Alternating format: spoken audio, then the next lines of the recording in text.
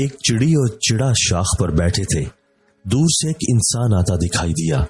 چڑی نے چڑے سے کہا کہ اڑ جاتے ہیں، یہ ہمیں مار دے گا۔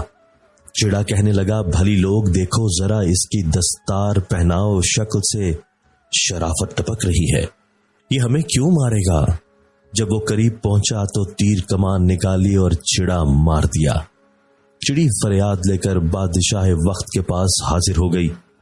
شکاری کو طلب کیا گیا۔ شکاری نے اپنا جرم قبول کر لیا۔ بادشاہ نے چڑی کو سزا کا اختیار دیا کہ جو چاہے سزا دے۔ چڑی نے کہا کہ اس کو بول دیا جائے کہ اگر یہ شکاری ہے تو لباس شکاریوں والا پہنے، شرافت کا لبادہ اتار دے۔ اگر آپ نے محبت کی اور خود کو گونگا اندھا بہرا نہ بنایا تو آپ کے محبت میں کامیاب ہونے کے چانسز کم ہیں۔ محبت خوشبوؤں کی طرح پھیل تو سکتی ہے مگر ہر ایک کو محسوس نہیں ہو سکتی۔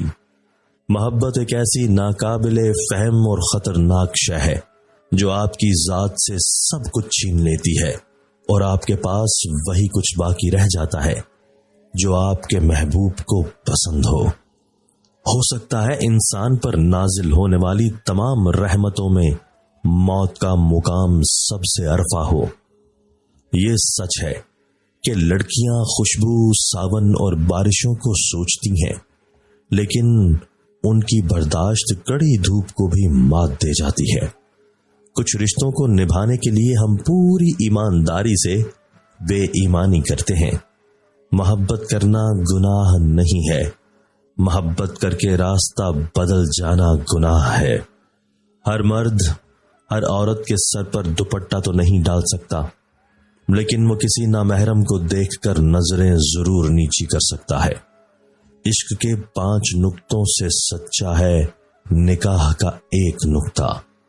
ایک بزرگ خاتون کہنے لگی، بیٹا، جو عورت تم پر اپنی محبت ظاہر نہیں کرتی وہ جب تمہارے سامنے آئے گی تو کنفیوز ہو جائے گی۔